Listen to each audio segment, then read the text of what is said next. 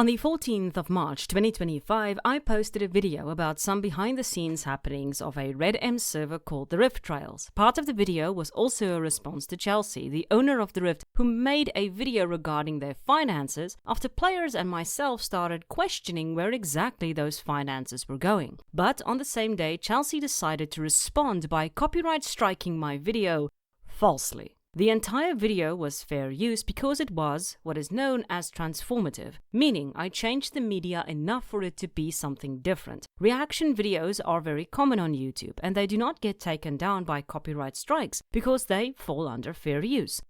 Unfortunately, Chelsea does not quite understand how fair use works, and so she flagged my video. People are going to ask me why I am not disputing it, but that is something that I am considering. I'm just going to see what my options are because this is a sort of huge thing. If I dispute it, then I am possibly going to have to drag her into a legal courtroom, and quite frankly, I don't know if I'm in the mood for this. So as a sort of compromise, I am just remaking the video.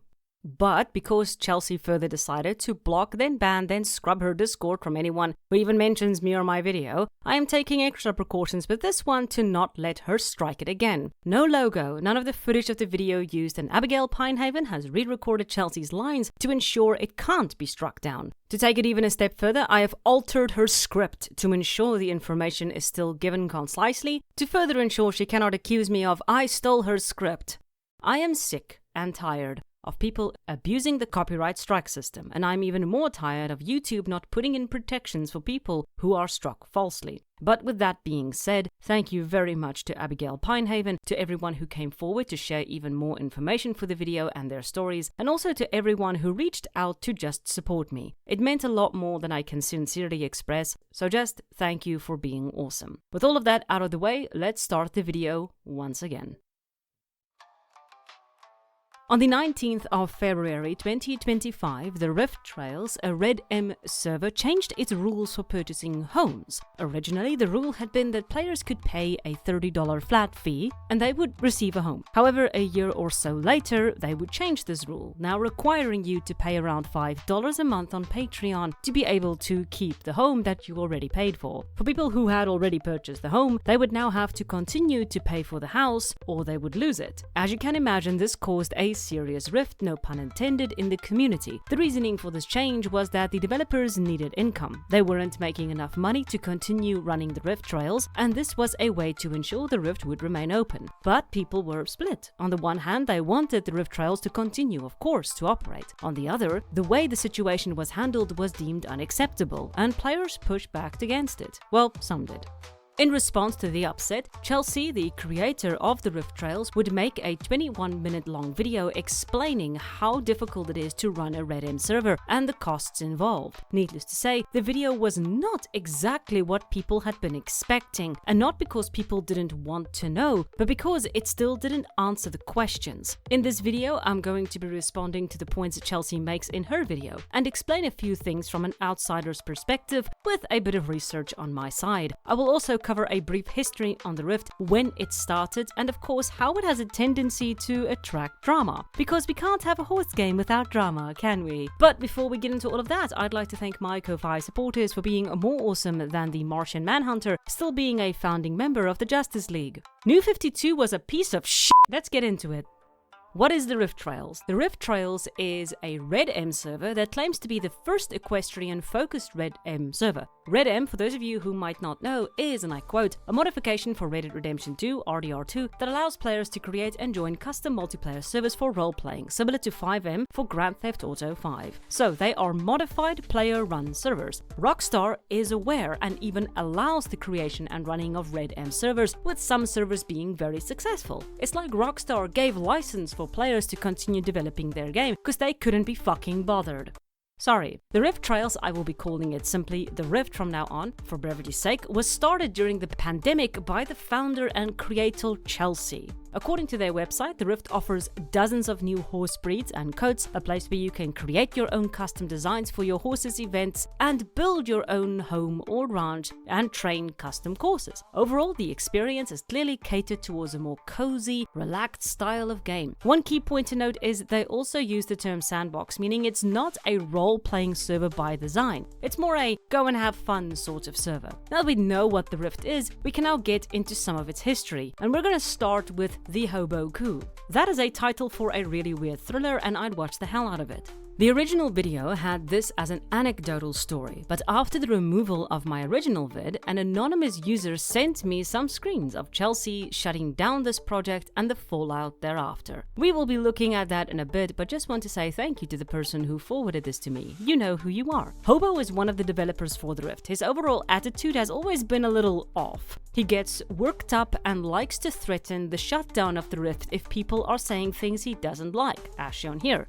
This attitude would prompt the owner of the Rift, Chelsea, to set a change in motion. She wanted to move the Rift to a new server and then eventually cut out Hobo entirely so that they wouldn't be as dependent on him. Her mods and trial guides volunteered to help with this project, and they all started to rebuild the Rift from the ground up on these new servers. But then, one day, out of the blue, Chelsea would let them know that she and Hobo had made up, and that she felt bad for wanting to work him out of the Rift in the first place. Now, let's get to the screens. I won't be reading all of them, but I will be leaving them up for you guys to take a look at for yourself. So here is Chelsea's original post declaring that they will not be working further on this extra server. Or the server won't be as needed anymore. I just want to take a moment to reach out to all of you about the RedM servers. I've been reflecting on their growth and where we should go from here, and after much thought, I have decided that it's best for us to keep both the Sandbox, Hobo, and Real Play, your servers, running simultaneously. I know this might come as a surprise to some of you, but I want to explain my reasoning. Our community has poured so much time and effort into the Sandbox server, and it holds a special place in all of our hearts. We've created a memorial for a dear friend that we lost, and we have custom-built content that was created just for us. It would be such a shame to erase all of that hard work and passion. I also want to apologize for how I've treated Hobo in the past and for allowing others to act poorly towards him. While he has hurt people in the past, I know he has a good heart. I don't want to keep him around solely because of the server, but I believe that we can still foster a community on both of the RedM servers without depending on him. I just want to express my gratitude for all the hard work you've done for our servers. I value your support, and I hope you understand my reasoning for this decision. It's really about treating others how I would want to be treated. And it's made me feel uneasy for how we've treated Hobo. Alright, so that was Chelsea's entire post. So now we're going to go into some of the comments that followed.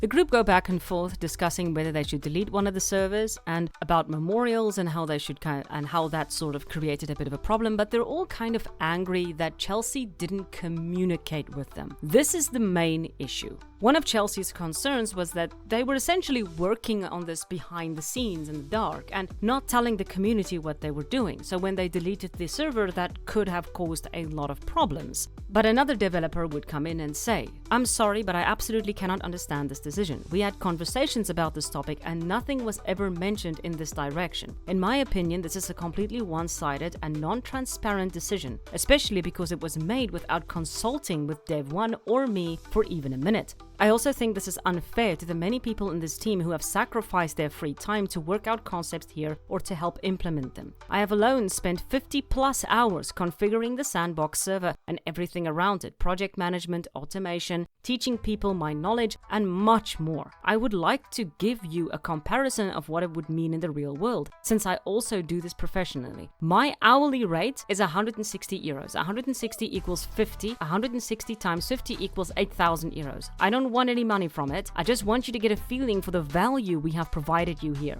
Not to speak of the infrastructure I've provided for free. I can only say this, if you treat people who dedicate a lot of their free time to such a huge project and do it without asking for anything in return, you will fall on your face more often in life. If that's the way you want to run your community, do it that way. But then please don't be surprised if people turn away." Chelsea would respond, "I have said time and time again I needed a Sandbox now or never. That the Hobo thing was stressing me community out, and we need something sooner than later. I did say this. I said I don't want to put extra pressure. Tell me if it's too much. Tell me if I'm being annoying. So I waited, and I cannot keep half the community out of something that is being made for the community. I wanted you to be able to build this with the rest of the server, not in a little section all by yourself. I'm also always open to compromise. I hope that goes without saying.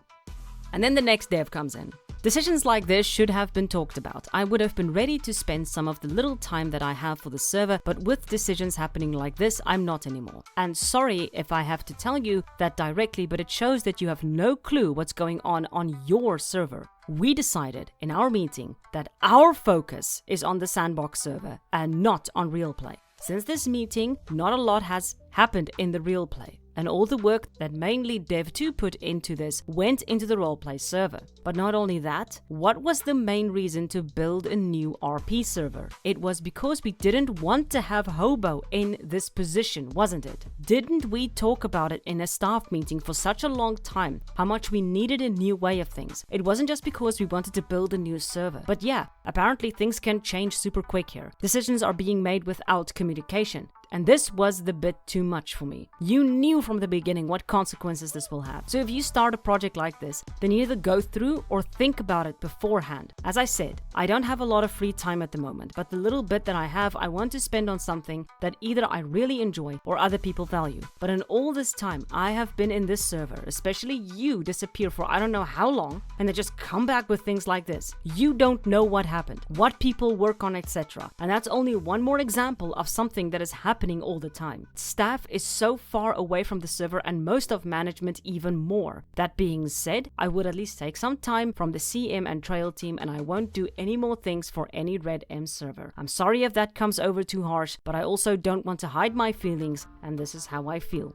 And Chelsea would respond, "Wow, I'll check back here later." And then Amanda comes in for the save. What the fuck? I really don't understand how people can say such hurtful things and still think they are the best. That is horrible. You have hurt her so much. I can't. So yeah, that was the entire situation. Very bad communication from Chelsea's end, which ended with the result that people were just very upset, and obviously because they put in a lot of work and it was all simply shut down. But this was a mess of a situation. Not only were people clearly not happy with Hobo, but now they were angry at Chelsea. And as we can see, she does not handle this pushback well. She gets very upset about it, which is fine. People can be sensitive, but we shouldn't let our sensitivity negatively impact people around us. We need to accept the fact that people get angry when we screw up, and we have to leave space for that emotional pain. Shutting it down because you feel bad about getting yelled at makes it difficult for people to express themselves and only breeds frustration. In the end though, the dev team were the ones who suffered. They had put in a lot of work into the project that would be unceremoniously dropped. It's not surprising that they felt angry about it, and I am sick and tired of hearing about devs getting the shaft. Like, can we stop abusing devs, please?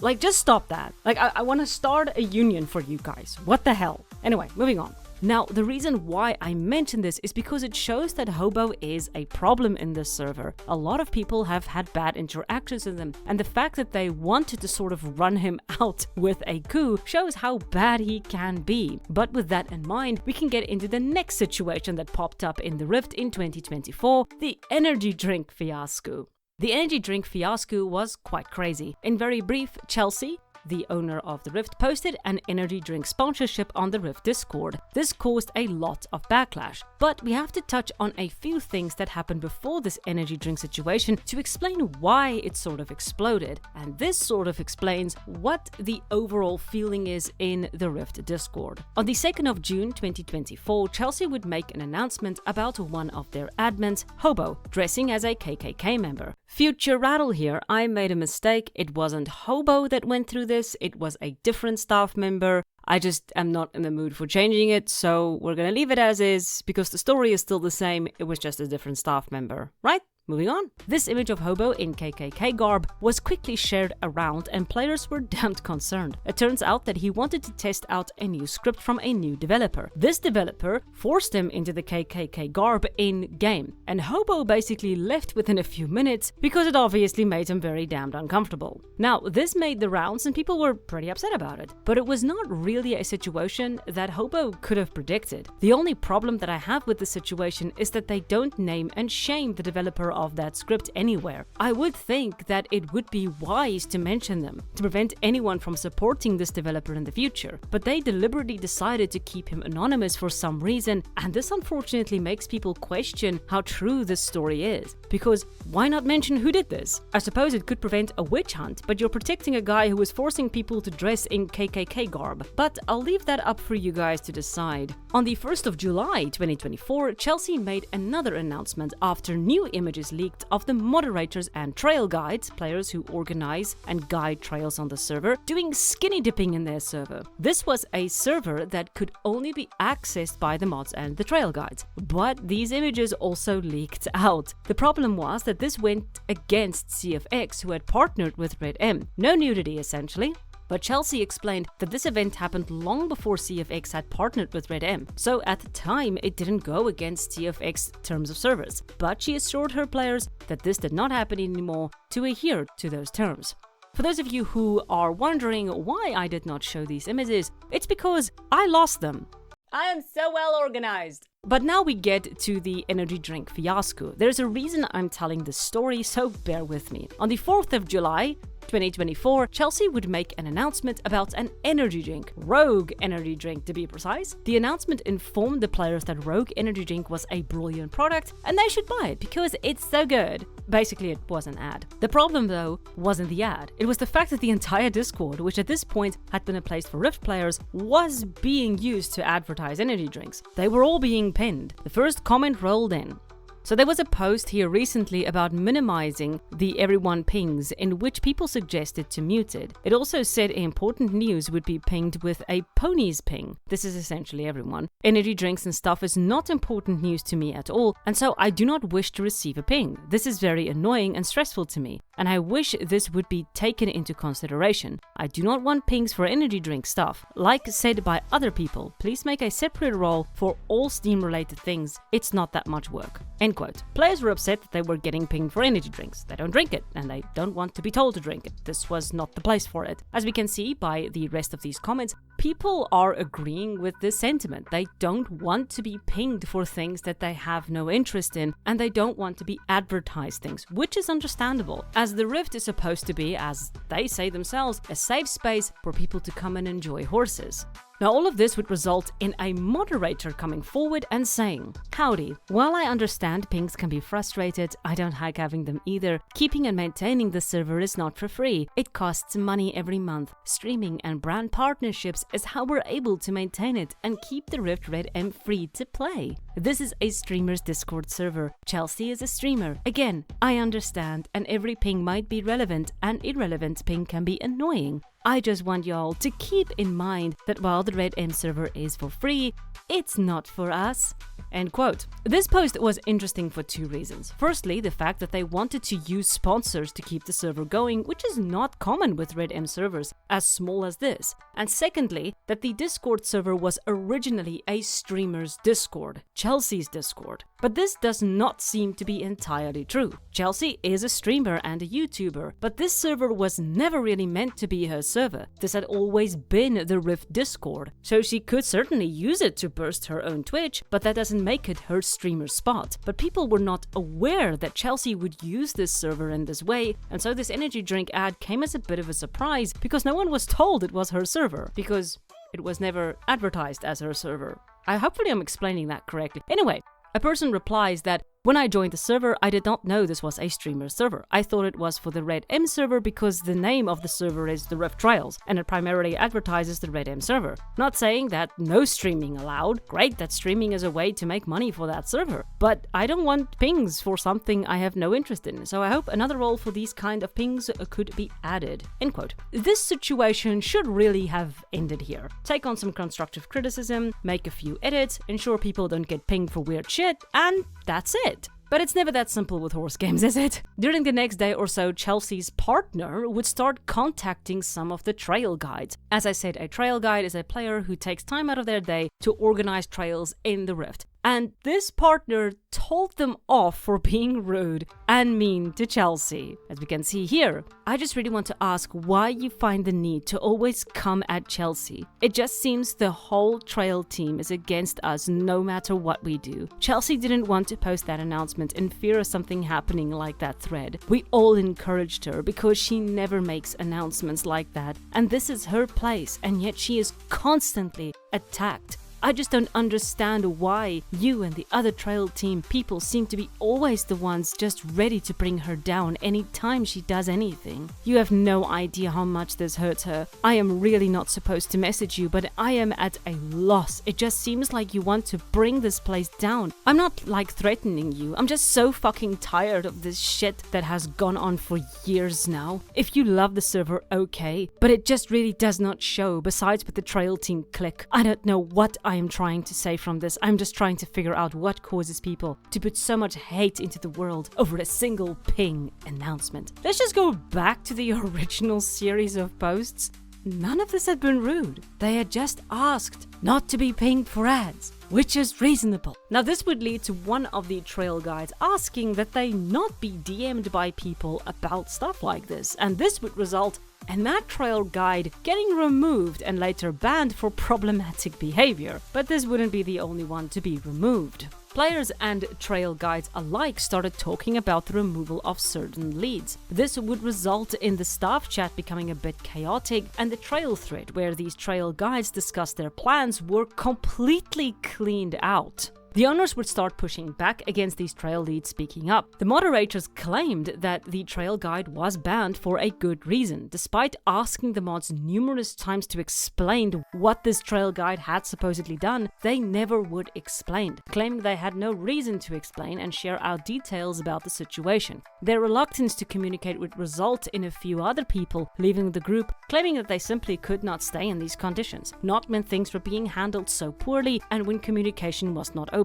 One mod would write a long post about the situation, telling the owners and devs they were being unreasonable and that the banned trail guide should not have been banned. Another trail guide, whom I will be calling Trail 2, would press them about the fact that the Trail 1 guide had left of her own accord. The post here clearly shows that they had planned to remove her, and the interactions between Trail 2 and the mod shows that no matter what Trail 1 had said, they would have been banned. Once the trail guides started leaving, players started asking questions, and the situation was leaked over to the general chat. Players started pressing, but the devs and owners did not wish to answer them. I will say that in the previous video, a lot of people came forward and said that they had in fact been banned in this time. The conversations in the comment section were damned wholesome. I'm very sad I didn't screenshot them, so if you were banned from the Rift, do me a favor, tell us your story in the comments. I would love to read them. And you know what? To make it nice, tell us one thing that you used to love about the Rift. Over the next couple of days, a lot of players and mods were, according to sources, supposedly kicked and banned from the Discord, some claiming it was well over 50 in total. What absolutely did happen though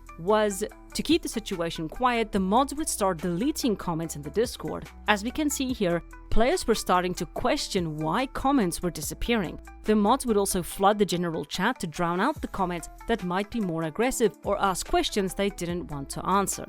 I would like to take a moment to pause here to remind everyone who is listening that all of this happened because of an energy drink ad. The energy drink ad was really a sort of catalyst to a deeper problem that had been brewing in the Rift, showing that not all of this was sunshine and roses, and that the mods did seem to have a very must-be positive mindset in the Rift. This would sort of be enforced by this post that would explain how harassment is wrong and that people had to be respectful of the mods and volunteers. Which is fair, but none of the posts that I see here are mean. They are trying to understand why something is happening. And although I do agree that seeing something become so quickly unmanageable is scary, it does not always warrant bans or finger wagging. Future Rattle butting in here. Through my research for this video, I had to go through some of Rockstar's terms of service, and I came across this little tidbit in the terms of service for using Rockstar games for commercial use, essentially. So here we go. Under the section 4.4 commercial exploitation, it says, you may not commercially exploit your use of the rights granted under the license, UGC, or any custom server through any of the following methods. And we're looking at specifically number 4, generating revenue through third-party endorsements, sponsorships, or the integration of third-party promotions or advertisements within a custom server. What this energy drink ad was a third-party sponsorship and endorsement. We could potentially sort of wiggle ourselves out of this one if we go within the custom server, but the Rift Discord is the Discord for the Rift Trails. So we could then say that they did use a third-party promotion, endorsement, or sponsorship for their custom server. Yeah, I just wanted to point that out. I'm curious to hear what you guys think about it, because I thought that was pretty interesting. But with that being said, the Discord would calm down eventually. All the people who were banned were banned. All the people who had wanted to leave left, and a calm washed over the Discord once more. And this would not last.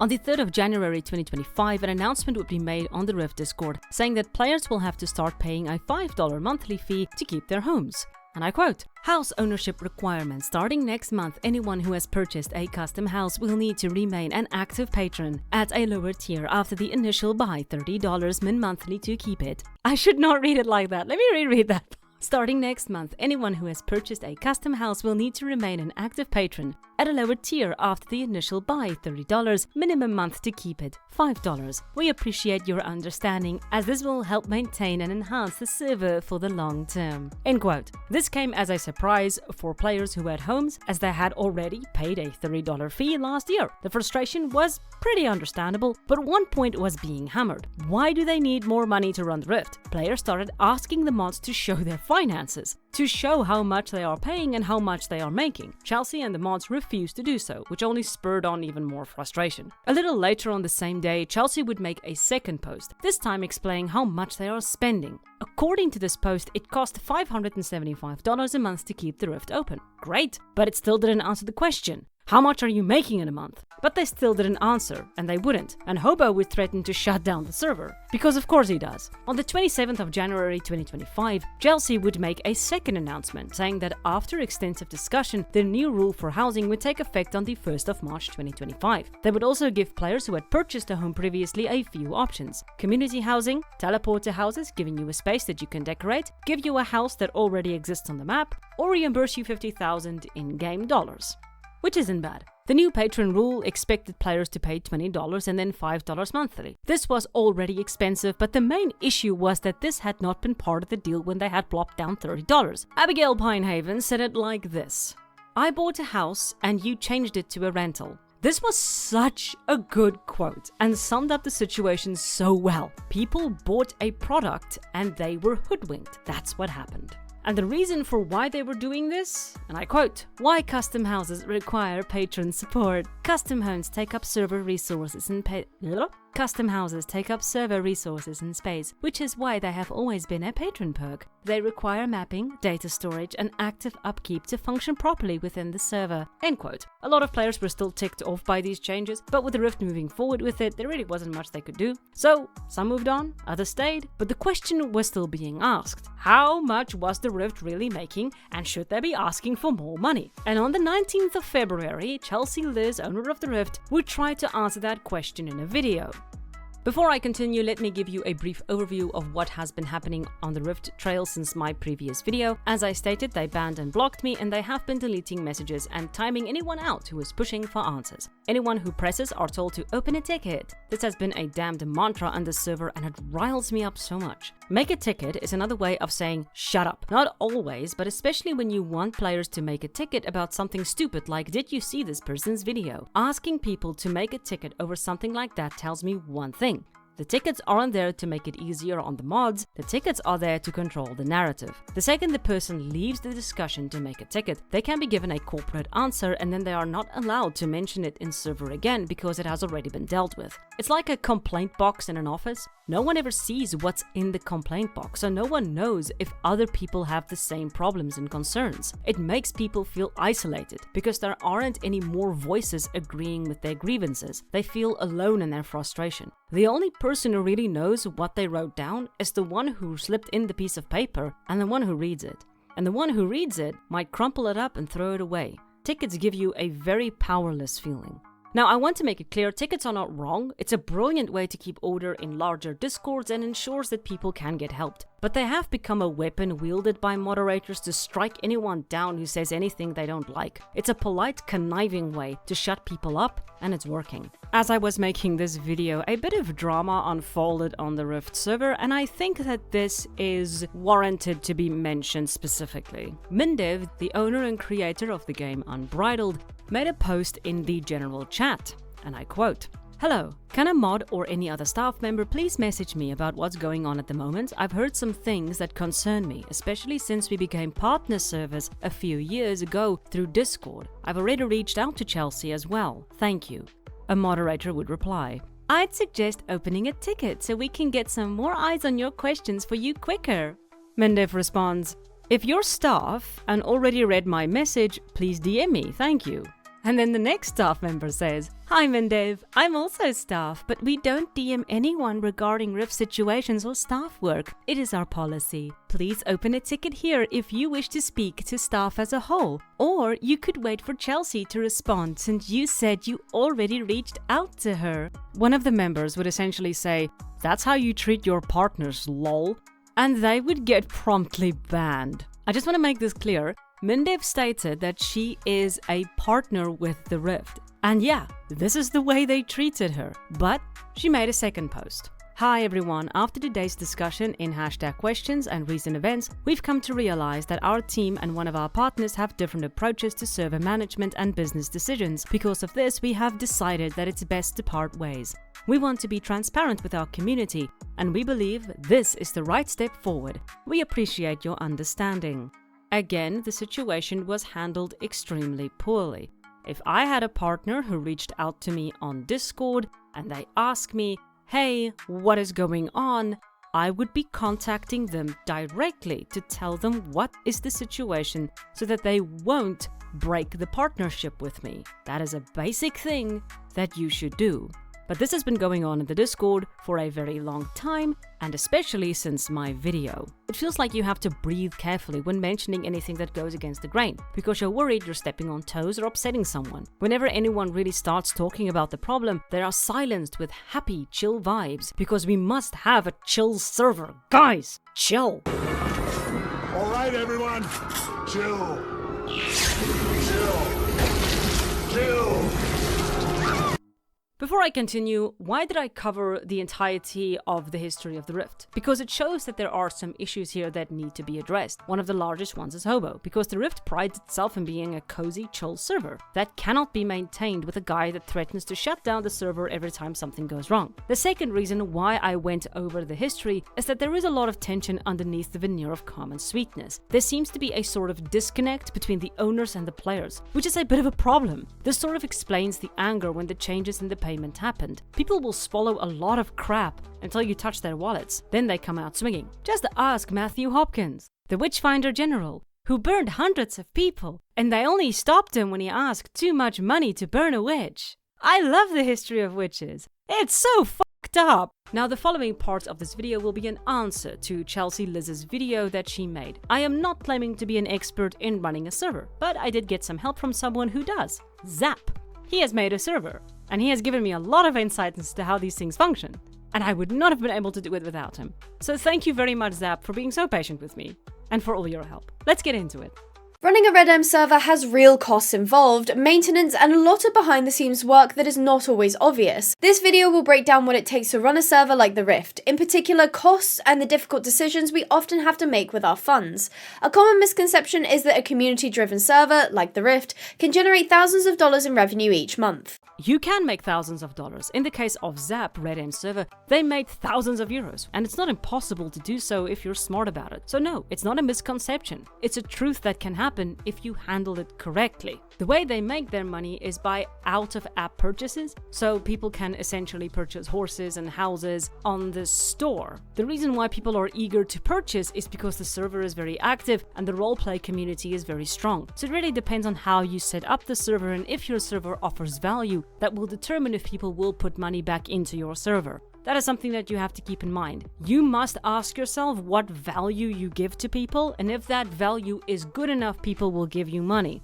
That is why it's so important to make good horse games, and not just shit horse games, because then no one will support you. But in reality, our funding fluctuates constantly, and $700 is a major achievement. We only made $1,000 in a month once at the start of 2024 when we added a very popular script. However, this was an exception to the rule. Hitting $700 is a major achievement. Great. I would have loved to have seen it. On the left side, you've deliberately cut out the amount of money you make. I'm unsure why you would do that. If you say that $700 is a major achievement, then why not show that? It's not that difficult to show. This just makes it seem like you're making a lot more than you claim and you don't want people to know that, which just creates more uncertainty and frustration for viewers. However, $700 does sound about right for the amount of players. I'm not going to go into the maths, but from what I can sort of determine the amount of players that they have and the average amount of money that you make out of players, it's not that far-fetched that they're making $700, but at the same time, just show it. Something else to consider is Patreon numbers can appear higher than they actually are. Supporters often subscribe for 1 month to gain access to a custom house and then cancel the membership immediately after. I'm not sure what she is trying to show here. The chart shows ups and downs for 1 month, January. It does not show the ups and downs for a year or multiple months. So of course it would fluctuate because it's years apart. I guess what she is trying to show is that 2024 saw a huge spike, which makes sense. But it's an odd chart to show, as it doesn't really show us how every month fluctuates. It just shows us 1 month of fluctuation, January, over the course of 5 years, which just doesn't make sense to me. But okay, maybe I'm missing something, but this is what she's showing and it doesn't make sense to me. Which means the displayed revenue from the Patreon is not accurate to what we're actually receiving monthly.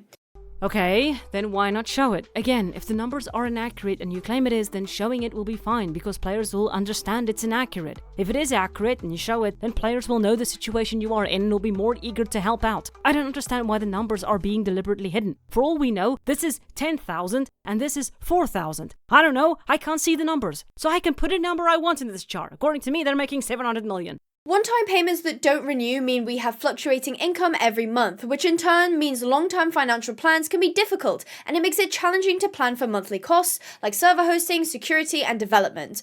We don't have guaranteed income, unlike larger operations. This means we value every penny of support we receive. We also reinvest all that money back into the server to ensure the game continues and grows. God, I'm pausing a lot. Okay, we don't have guaranteed income. This is normal for running these types of servers. It's a risk you take when launching them, which is why I don't launch them and why I don't put any money towards it. Let's talk numbers for running a server. Running a server like the Rift is not free. There are a lot of costs involved. Oh, finally, we got some numbers. Okay, what is this? These are not numbers, these are percentages. There is a huge difference between numbers and percentages. Without having the numbers, these percentages are worthless, because I can put any number at the top of this chart and divide it into other percentages, and it wouldn't change the percentages. Again, just show us the actual numbers. Why are you so allergic to the numbers? I'm getting worked up, but I don't understand why I'm not seeing numbers. And this doesn't include our yearly expenses. We try to pay for services yearly, as this can help us save on some costs, as paying up front for a year means we pay less for each month. However, this means we need a large lump sum of money to put down to pay for these services every year. It can be difficult to save up for these things, so keeping money on the side like savings helps a lot. Paying your expenses yearly is a nice idea on paper to save money, but you're essentially going to explain the problem in a few seconds. Basically, to pay yearly, you need a large lump sum of money to pay for it, which means you have to constantly save up. This means that you are technically always keeping money aside, so you don't have that flexibility you need to change or drop subscriptions as you need. It locks you in for a year. It's a nice idea, but it does create problems throughout the year as it locks you in. However, fine, that's the way you want to do it. It just makes it a little bit more difficult. To keep the server running, we spend $200 on server hosting. This gives us lag-free and smooth gameplay and allows us to support the community and give them the best experience. This does check out. $200 is about the basic for what you are going to be paying for a server. Thanks, app. Our server host gives us military-grade DDoS protection because we get a lot of DDoS attacks. And this provider be Rattle, I can't say that. Okay, family-friendly version. This provider be hella dope fam. This often happens due to disgruntled players, and there has even been a situation where someone tried to hold the server hostage, demanding money for it to be released. But our server provider be straight gangster, so those Rattle, I can't swear. Oh my god, okay, so the server provider got those shrewd harlots sorted out. You are no fun. Show this, please. Again, this would be very interesting to see. When making statements like this, some screens or visual proof is required to give weight to the words. I'm not saying the server wasn't held hostage. What I'm saying is showing that would make this a lot more real. Also, I'm a little confused. Was the hostage situation something that happened before or after you got the new provider? Because if it was after, I don't think they're that good of a provider. Also, why aren't you showing us who the server provider is? That also seems pretty strange, as a good server provider would appreciate the advertisement, especially if they have been so effective in keeping you guys safe from attacks. Sadly, they're not a true DDoS brother. They're only be cracking down on DDoSing. In July of 2024, someone did try to extort money from us by threatening to crash the server, and thanks to the DDoS bros, we be chillin'. Rattle, did you get bored writing the script? Maybe. Over the last 45 days, we've faced 37 DDoS attacks. This is fairly normal for us. Fairly normal. Hot fucking damn, who are you pissing off every month? Now let's talk about servers. We have 3 servers for the Rift. The primary server, which is the main server where everyone has fun, enjoys the sandbox, interacts and plays the game. It's the main hub. The event server is, as the name suggests, the event server. This is where we host events, which means we prevent disruption on the main server, and it can act as an overflow for when the main server is fit to burst. Then we have the dev server, where the dev tests new scripts, updates and so on before implementing them to the main server. Having 3 servers is strange and maybe a little overkill. Events can easily be run on the server itself, especially if the provider is as stable as you claim it is. But this is where we have to start talking about what is going on the screen. A lot of the world isn't popping in. The draw distance is small and the buildings look half finished. The reason for this is not because the buildings aren't finished, it's because the builder does not understand how to build efficiently. In any area of RedM, you can have up to 900 props. This keeps the server stable and ensures for a smooth play. It also ensures the draw distance is acceptable and things will pop in at a normal rate. What's going on here, and as we'll see later in this video as well, this entire building was built using singular props. Every single part of this is a single item placed there to construct this arena, which means we got a shit ton more than 900 props in this area. This creates server instability and is extremely inefficient. The map also that they are using is a separate map you can find on the outskirts of the main maps in RDR2. Here you can see the actual map of Armadillo, I believe, from this area. Now, this could also be the reason why they simply cannot run events on the server, because the server is just so fucking unstable thanks to all of these props being kind of dropped in constantly. But let's move on to the next point. So our hosting setup is different and legal. When it comes to game servers, most hosting companies manage their entire server environment, including framework, updates, data hosting, and back-end maintenance. Because the service is provided by for-profit companies, it's not legal unless specifically approved by CFX or Rockstar. Hosting RedM servers for a fee directly violates terms of service. Show me where in the terms of service you got this information, because Iceline has been running this for years and has never had any problems. And yes, when you pay your server provider to host your server, you are paying a fee to run your server. It is not against terms of service to provide a server space. It is against term of service to make money off of your server for your own personal gain. Only a select few companies have permission to legally host RedM or 5M servers. Some businesses like Iceline offer game hosting for RedM, but these services aren't legal under Rockstar terms of service. Rockstar strictly prohibits unauthorized companies from making a profit off of their intellectual property, and hosting RedM servers for a fee directly violates that.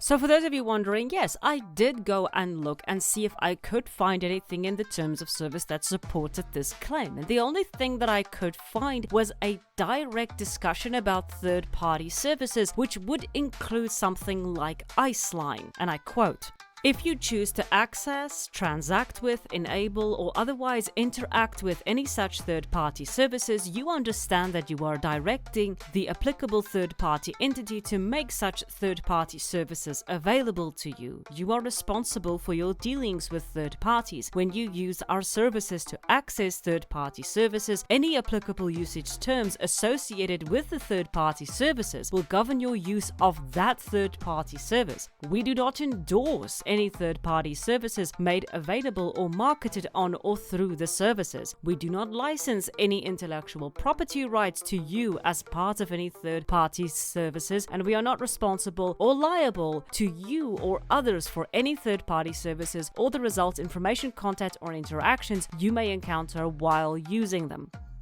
What this entire thing says is that if you are using a third-party service to host your server, then that is your problem with that person.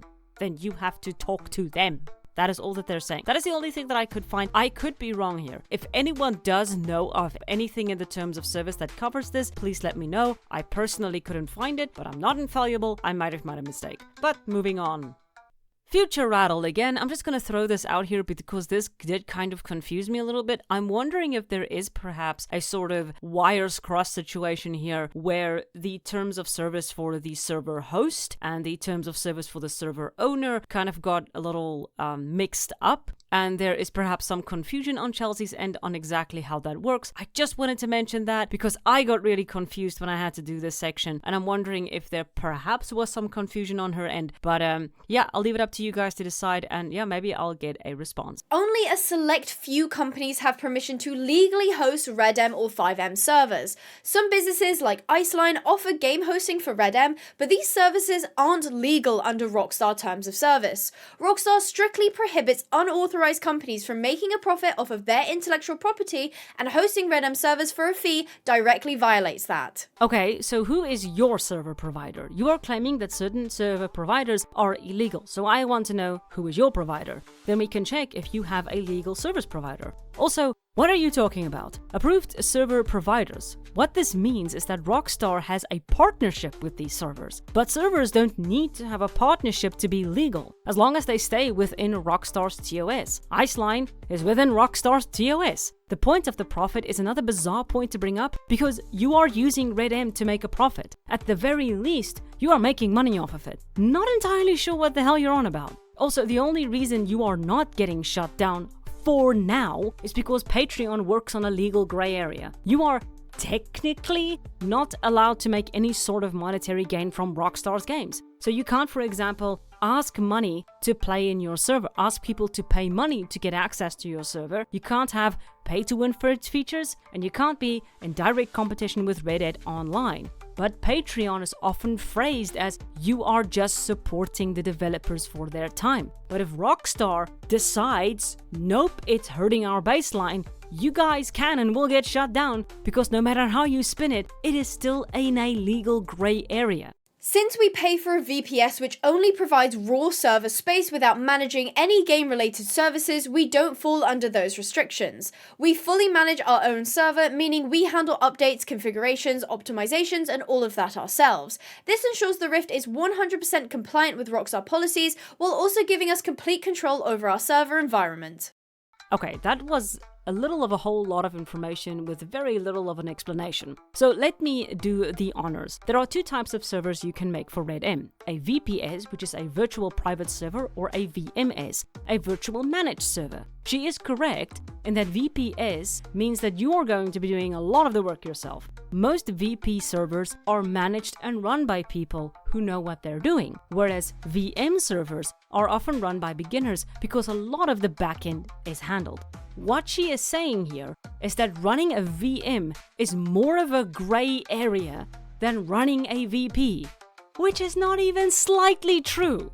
ZAP is an endorsed RedM server host provider, which allows for managed servers. Iceline, as she mentioned before, is also a managed server provider. Neither of these are illegal. The only difference between these two really is you just make more work for yourself when you're running a VPS, especially if you're new to the game. But it also gives you a lot more freedom. Now, I've said this before, what is against TOS is selling in-game content for real money without giving the players the chance to gain those items in-game as well. So let's say you want to sell a fast racehorse. You can let them buy the racehorse with real money, but you can't lock it off behind a paywall, meaning players must still have the option to gain those items in-game. Locking anything behind a paywall, especially when it gives advantages, will be considered breaking the terms of service of Rockstar. What this means is it doesn't matter on what damn server you are running your game. What matters is what you do in your game and how you run it. VPS or VMS, just play by the rules and no one gets hurt and I don't have to make stupid videos.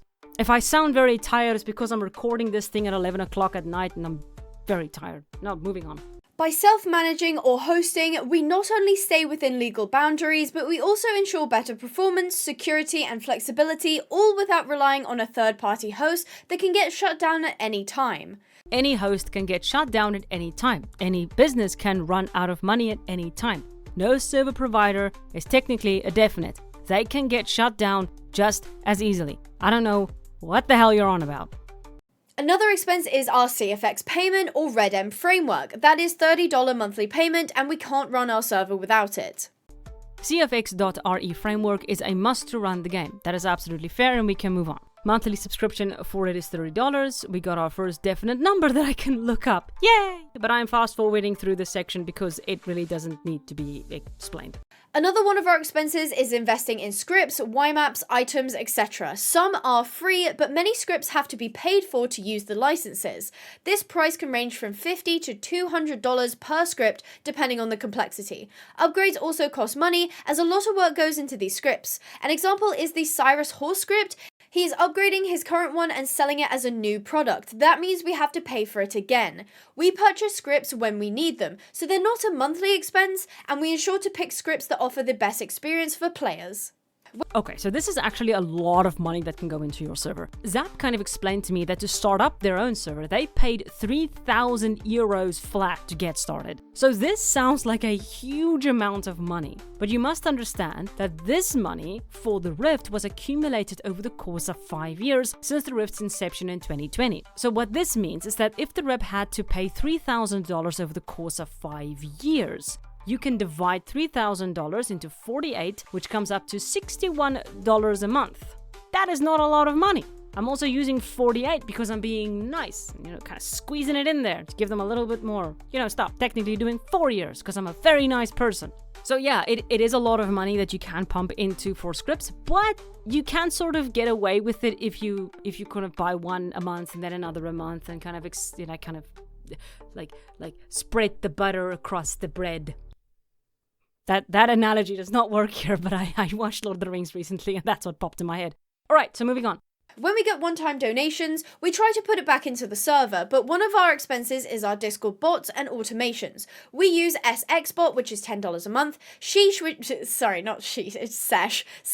$10 a month, and Me6, which is $5 a month, plus an application bot that costs $50 a year. The bots are a mess. A6 bot is $3 a month, Sesh is $9 a month, Me6 is $9 a month. Like, honestly, I don't mind if she makes mistakes, but she didn't get any of these right. I get things wrong. It happens a lot. I'm a fucking idiot. But did she even check these before making the video? She does not mention the bot here. She mentions a number, but not the bot. With the track record from the previous bot, I don't know if it's accurate. Another one of our costs is our website. It costs $40 a month plus the domain, which adds another $5 a month. We did run a merch store at one point, but due to high international shipping costs, we lost money, so it was discontinued. International shipping costs are covered by the buyer, not the seller. As a business owner, you need to adjust the prices to ensure you cover those costs when the buyer pays. Also, if the international shipping was a problem, then just keep the shipping nationally. The website costs $204 a year or $24 if paid monthly. As I said before, we prefer to pay for some subscriptions yearly to save costs. The last time I prepaid for the website out of my own pocket for 2 years, but it's due again now. We are downscaling because, like I said, we don't need the merch store at this point in time. But we will be keeping it because the website serves as an important hub for server updates, rules, guides, event scheduling, community resources, etc. It also gives a professional impression and an accessible space for new and existing members to stay informed. If we did remove it, it would significantly hurt our ability to share crucial information. Our TOS, privacy policy, harassment policy, etc. are all on the site, and they offer this information outside of Discord where important information could easily get lost. For your website, you get 75 views a month. You have in total 12,000 players on your Discord. I don't think people give a damn about your website, to put it nicely. Seeing as you have a lot more activity on your Discord, you can very easily make the terms of service and privacy policy as sort of must read for players to see before they are allowed to enter the Discord or play. The website is absolutely a vanity purchase. Where disinformation could easily get lost on the Discord, you can just pin stuff. Like, pin it. It's why the pin feature is there. It also adds long-term growth and credibility. It makes the Rift more official and gives us sustainability. Servers that rely on only Discord can feel temporary, but a website gives us a home base that won't disappear if something happens to social platforms. Many players also find the Rift through our website first. It serves as a welcoming introduction to our game. Makes us more sustainable in the long term. No, it's a drain on your finances and informs around 70 to 100 people a month about your server, which can easily be seen on the server page on CFX. It does not give you sustainability, it offers you instability because it chops off a piece of your income every year. You are running a RedM server, not a large business. Your website is not needed for a casual chill server where you can run around for fun on horses. Honest to God, I don't like this phrase, but it's not that deep. Just to be clear here, a couple of people did point out that having multiple servers is often the norm. However, this does not take away from the absolute monstrosity that is in the background. We also have a few extra costs. Canva Teams for graphics, which is $10 a month, tax software when it's needed every year, legal consultations at $50 an hour as needed, which you might think we won't need, but yes, we have needed in the past to get legal advice. Okay, this is again a good place to explain what is going on. If you have to use player funds to pay legal fees, what were those legal fees for? Why did you have to pay them? An explanation would be nice because these are Rift funds being pumped back into, well, technically your problems. Because you don't state the nature of the legal advice needed, you make it difficult to determine whether it was fairly used. According to this, they needed the legal finances to check if they were compliant with CFX.RE, you know, the framework needed to run the server, and the same framework that changed their rules about nudity. Now, I don't know about you, but all I can think about is them asking the lawyer about the legal ramifications of skimmy dipping with their buddies. Tell me, lawyer, is it against TOS to show my pixel knockers and tata to my fellow devs? And the lawyer is just sitting there thinking, you're getting paid, don't comment. Also, just as an extra thought here, I would think that Discord is more sustainable because it's free. Because you don't run the risk of missing a payment and having it get shut down because you can't afford it. Tell me if I'm wrong here. Tell me, someone. But no money is pocketed, every dollar we make goes directly back into the server. You don't have to do that.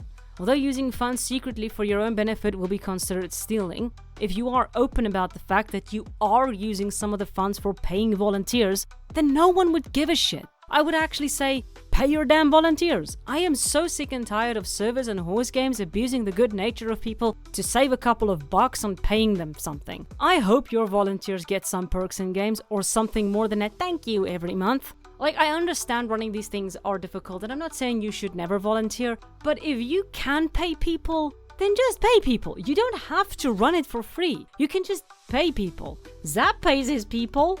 Just pay your people. Sorry, I'm getting upset, but pay your people.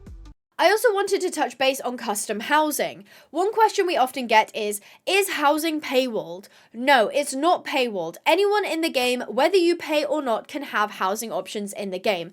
Only custom houses are a Patreon perk. The reason for this is that they're resource heavy, they take up space, and so we made them a perk for Patreon supporters. Former custom house owners will have the option to choose any other house. You can still have a home and decorate it as you wish. We also implemented teleporters, which give players a customizable house on the map. This was not the problem. The problem was that people paid $30 but up to $33 for a house in the Rift, and then a year later you changed the rules to force people to now pay $5 every month to keep that house. Those that didn't pay lost their houses. You would, after some serious pushback, roll out some benefits for the players who lost houses, giving them in-game dollars and this teleportation instance where they could decorate their home. But this does not change the fact that you randomly changed the rule on people after they had already spent money in your game. You are not addressing the problem, you are addressing a different problem that I honestly don't think anyone gave a shit about. The reason you did this was to make more money, but what frustrates me is that you could have easily dropped the website, the camper, these extra expenses to give some breathing room for yourselves, but instead you took out your poor money management out on your players. One of our biggest expenses is taxes. The Rift is not an LLC, so all income from the Rift is considered my personal income for tax purposes. That means when tax season comes around, I have to declare my income and the Rift's revenue to calculate taxes. We ensure financial stability by setting aside money for the taxes, but this means 15 to 20% of our money must be saved. On top of that, Patreon also takes their cut. Taxes. Please stay. I know taxes are boring, but we have to talk about this. Taxes are a compulsory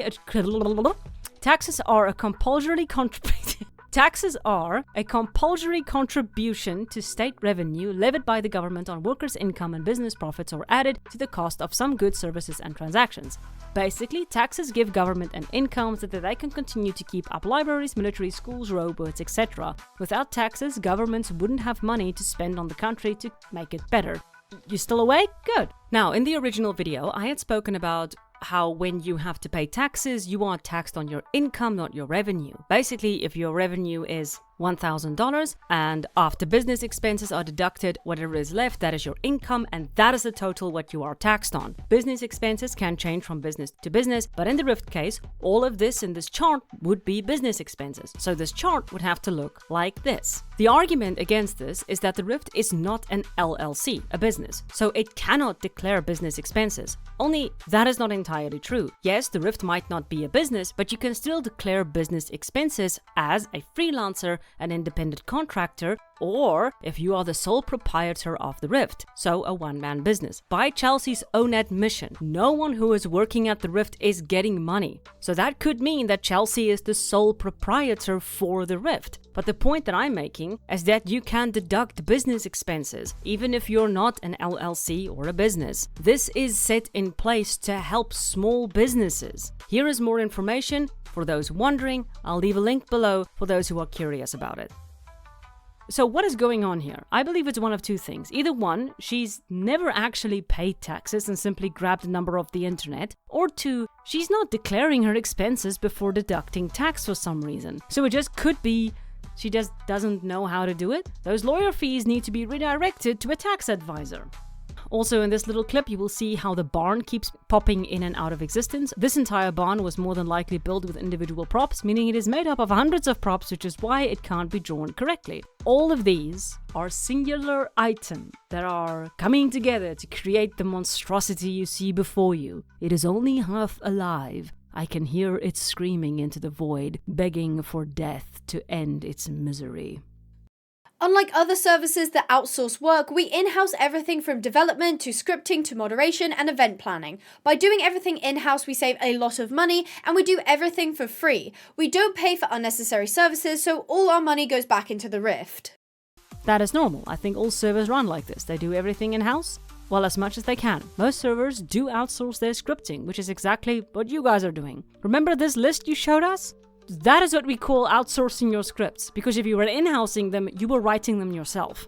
And I'm going to end the video there. The entire point of Chelsea's video was, as stated by Chelsea herself, to show what goes into running a server like the Rift. What I took away from it was uncertainty and possible poor mismanagement. I won't say it's definite, as I'm obviously not part of the back end of this project, but from an outsider's perspective and after going over this video, the Rift feels like an idea that took off before the owner really was ready for it. They hadn't expected it to blow up quite as quickly, and they had to figure it out as they went along, and they made mistakes along the way. The Rift, again from an outsider's perspective, needs an overhaul, especially in how the finances are managed. If larger RedM servers can run their servers for less, then so too can the Rift. But I do wish them luck. As annoyed as I am with some of the practices and some of the shit that goes on in the Discord, I do think the Rift has something special, and they shouldn't let mismanagement ruin that, and they should be willing to make the changes needed to keep the Rift going.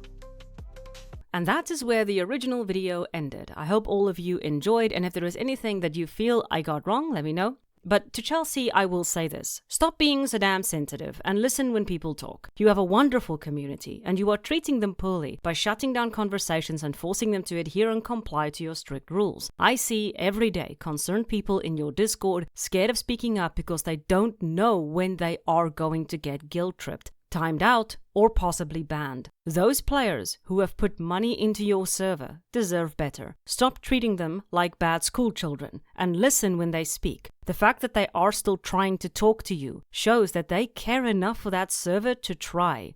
Meet them halfway. You won't regret it.